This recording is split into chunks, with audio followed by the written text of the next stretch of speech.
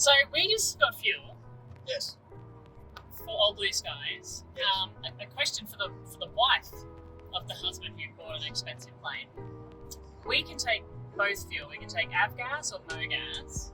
We Correct. just spend €160 on fuel, Yes. right?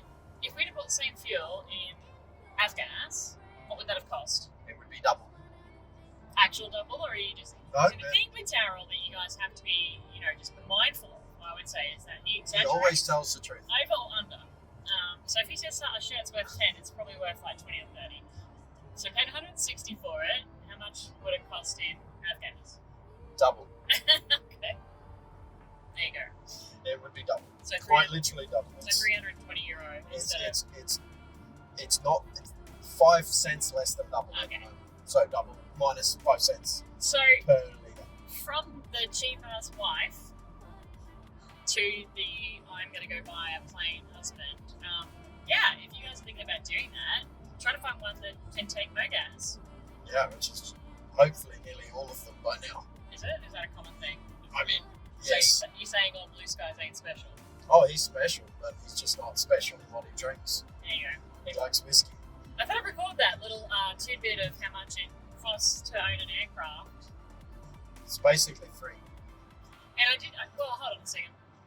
Why would you use that avgas ever? Not about availability, but would you ever choose to use avgas over MoGas? Avgas is designed to be more reliable than MoGas, so you just have to be a little more cautious where you buy your MoGas. You can always be guaranteed of the quality of avgas. Is Okay. the biggest thing. The other thing is if you want to fly above 10,000 feet, because MoGas doesn't have the same things in it to stop it from freezing or getting not freezing, but it becomes like a gel at certain temperatures. That's it. That's all.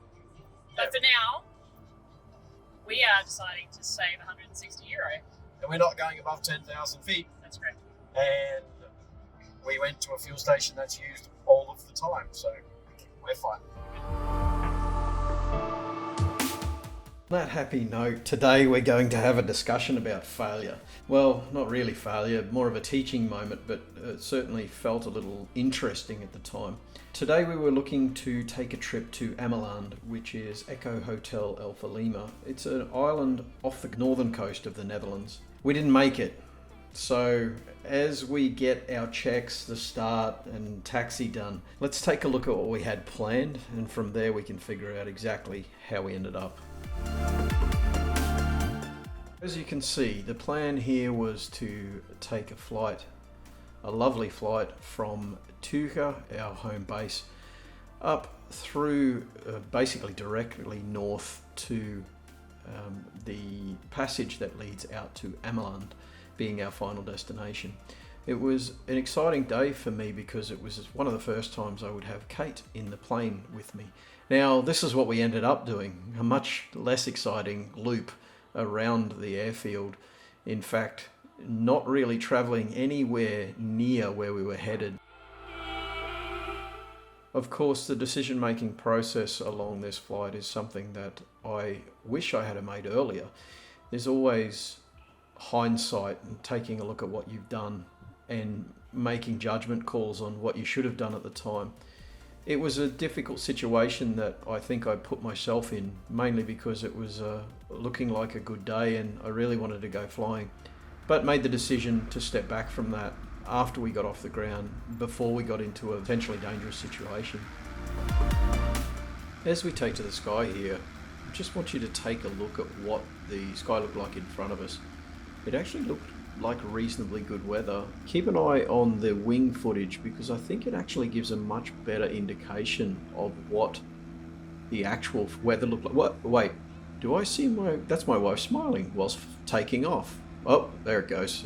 We're off into the air now, so I guess it must have just been a one-off thing. The wing footage gives you a much more realistic view, I believe, of what it felt like looking through the cabin. it became very muddy very quickly, and the decision-making process started to weigh upon me as soon as we made our first turn to the north. There were a lot of things going on. I was looking to find a way through the clouds, and then I realized that that's not what I should be doing. I should be looking to enjoy a clear flight without any additional pressure. So I made the choice here to really make that turn and start heading back to the airport. At this point, I made a call to the airfield just to let them know that I was coming back, as I was still inside their airspace.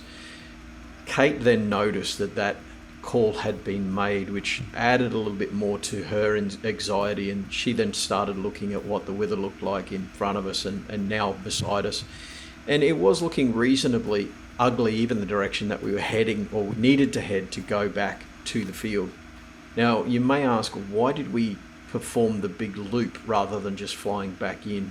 The main reason is that Teuge has an entry point that is a Sierra or south entry point to the field. It's a compulsory point on the way in, and it makes a lot of sense to keep everybody away from the gliders and parachuting that goes on the northern side of the airport. You may have noticed that when we were taking off, there were actually some parachutists coming in. It is really a requirement in this particular instance anyway, although it's something I would have preferred not to have done because it did push us back into some thicker weather. Certainly not something that I was terrified about. And certainly we could have flown above it, but I hadn't done any research on what VFR on top looked like today, so I wasn't willing to take that risk. Given that I had Kate in the plane with me as well, I didn't need the extra anxiety of her trying to figure out exactly what was going on. So this is what our flight looked like for most of the return journey. Muddy, messy, not necessarily great flying weather, but you'll see when we get to the ground that it actually goes back to being really quite nice. But we're now on the ground. That's the best place to make the decision of where to and where not to fly. And in this case, I think I made the right decision to get us back to the ground. And certainly it sounds like Kate agrees with me when we get to the end of the video.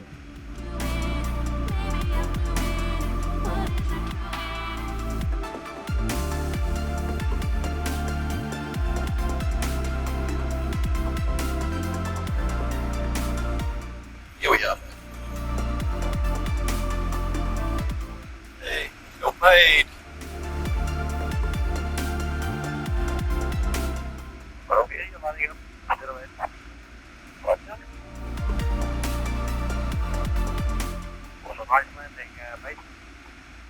Thank you, sir. I'm actually pretty stoked with that one.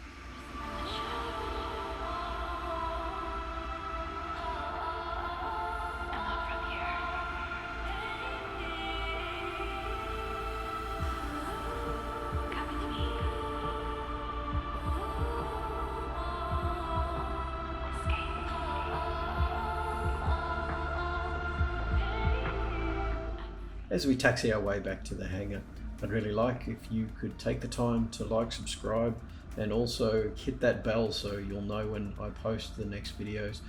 We are looking forward to more and more of these as we travel throughout the upcoming summer, and I'm excited to share this with you. Hopefully you'll come along for the journey. Till then. Coming from the wife's point of view and the whole like #worth it situation, we just took off. The fog this morning, the cloud cover was not fabulous. You made the decision not to carry on going where we're going. Yeah, the cloud base was too low here close to the airport, so made the decision to turn around and come back. And I was just thinking as we were coming into land, I was like, well, I mean, you know, that's kind of like a failed flight plan, a failed like fly, right? But then I thought, actually no, because if you're making that decision to come back, it's not failed. You just have to be careful of the mission. That's the mission mindset, the want to do something, even though you shouldn't be doing it. So before we left, I was like, are we sure? Yeah, and it looks fine from the ground. Yeah. And as soon as we got to the air, it didn't look fine. So I'm calling this one. We spent €160 on fuel, maybe 4 hours of our time, but I'm calling it #worth it.